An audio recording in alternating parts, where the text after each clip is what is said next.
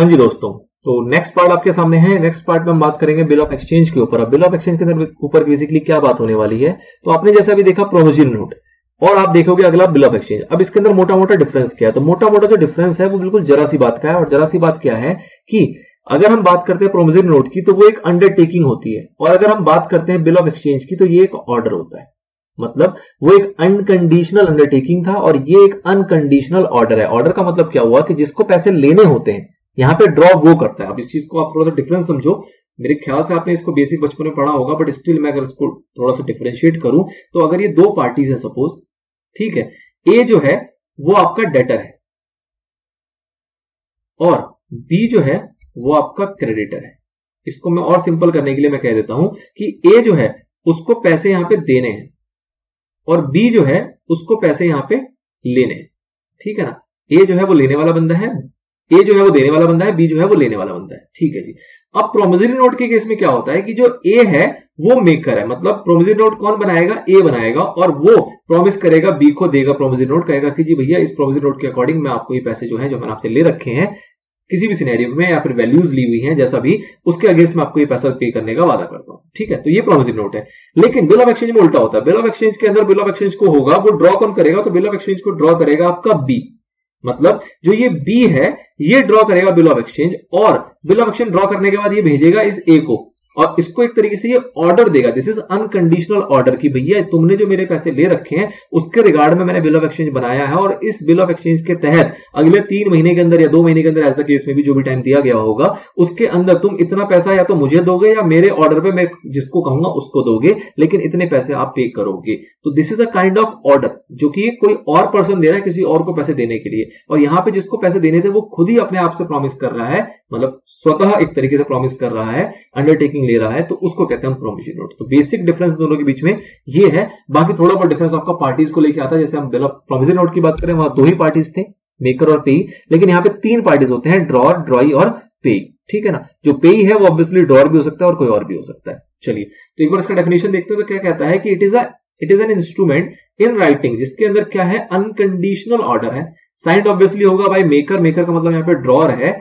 Directing a certain person to pay a certain money, मतलब B ने direct किया A को कि भैया पे करो ये certain sum of money, obviously money के फॉर्म में ही होगा, और to the order of a certain person और to the bearer of the instrument. तो यहां पे 2 चीजें आई कि भैया मेरे ऑर्डर पे किसी और व्यक्ति को भी दिया जा सकता है या फिर जो भी इसका इंस्ट्रूमेंट का बियरर होगा उसको पैसे दिया जाएगा। इस टाइप का डायरेक्शन दिया जा रहा है किसी एक व्यक्ति को। तो ये आपका बिल ऑफ एक्सचेंज डिफाइन करता है। पार्टीज की बात करें तो 3 पार्टीज है यहाँ पे।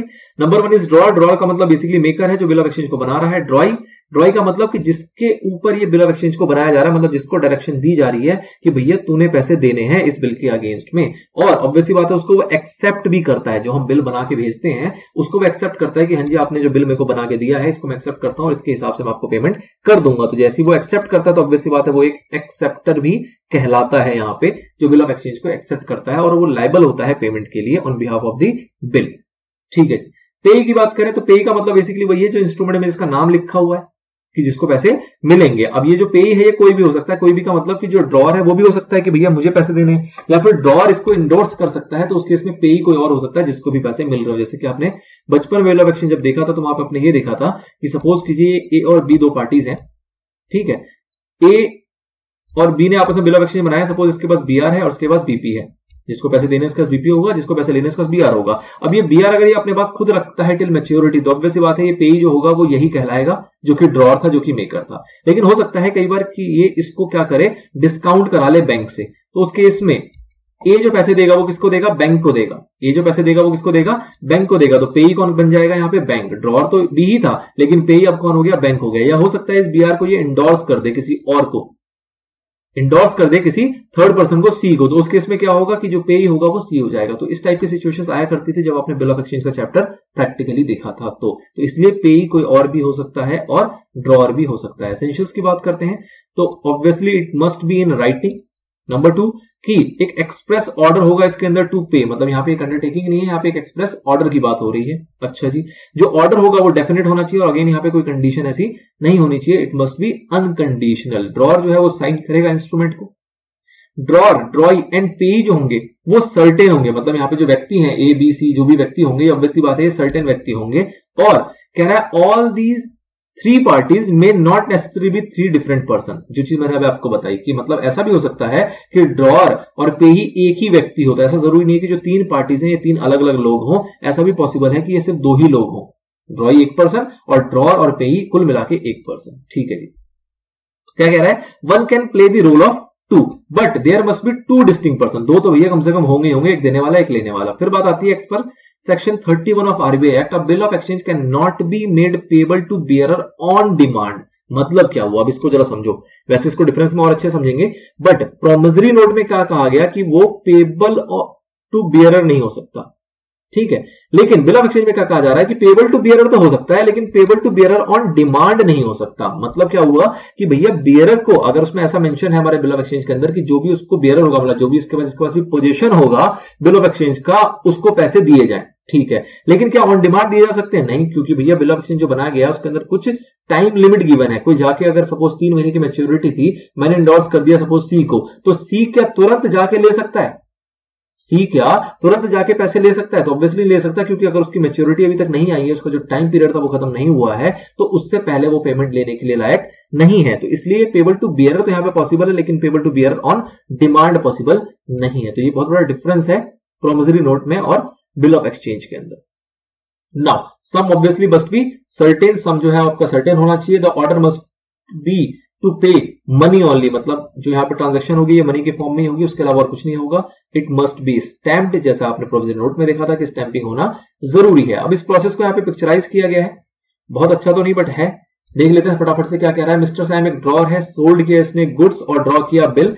मिसेज रीत को, जो कि ड्रॉई है, उसने एक्सेप्टेंस दे दी, एक्सेप्टेंस गिवन टू बिल कि हाँ भैया तुमने जो बिल ड्रॉ किया उसकी एक्सेप्टेंस देते हैं, हम तुम्हें पैसे देंगे, जो भी इसके अंदर जो भी कंडीशन रखी गई है उसके अकॉर्डिंग हम तुम्हें पैसे देंगे। मैच्योरिटी हुई, और maturity date payment made by the drawee, मतलब मैच्योरिटी डेट पे जो पेमेंट थी वो ड्रॉई ने दे दिया, उसको पैसे मिल गए और ट्रांजैक्शन एक तरीके से आपका ये कंप्लीट हो गया। मतलब सामान बिका, बिल बना, एक्सेप्ट हुआ, एक्सेप्ट होने के बाद पेमेंट हो गई और पेमेंट होने के बाद उसको पैसे मिल गए, ट्रांजैक्शन का आपका ये पूरा सर्कल जो था वो कंप्लीट हो गया।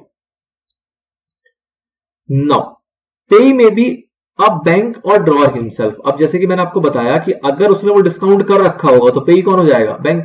और अगर डिस्काउंट नहीं कर रखा होगा तो पे कौन रहेगा? ड्रॉअर खुद ही रहेगा। और इसके अलावा एक इंडोर्समेंट का केस भी आता है जहां पे कोई थर्ड पर्सन भी पे आपका हो सकता है। नाउ इसको डिफरेंस के रूप में देख लेते हैं फटाफट से। तो सबसे पहला डिफरेंस आता है डेफिनेशन का, जिसको कि मैं यहाँ पे डिफाइन नहीं करूंगा, ये आप खुद से भी कर सकते हो। प्रोविजन नोट की पूरी डेफिनेशन लिख देनी है, जिसके अंदर अगर मोटा मोटा डिफरेंस आप देखोगे तो क्या लिखेगा, तो is an instrument in writing, बहुत अच्छे, वो तो बिल ऑफ एक्सचेंज भी होता है। बैंक नोट या करेंसी नोट नहीं हो सकता, ठीक है जी, इसके ऊपर आरबीआई 31 आ गया, आरबीआई का 31 सेक्शन आ गया। कंटेनिंग एन अनकंडीशनल अंडरटेकिंग, ये आया मेन पॉइंट। यहां पे क्या है? अनकंडीशनल अंडरटेकिंग, और यहां पे क्या है? Unconditional order.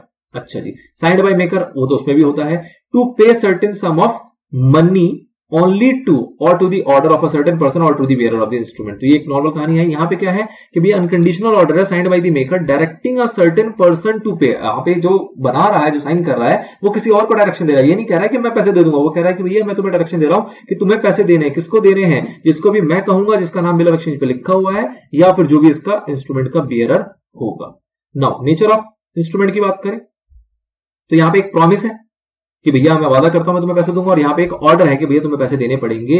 पार्टीज की बात करें तो यहाँ पे 2 पार्टीज होते हैं, एक मेकर एक पेई। यहाँ पे 3 पार्टीज होते हैं, एक ड्रॉअर, ड्रॉई और पेई।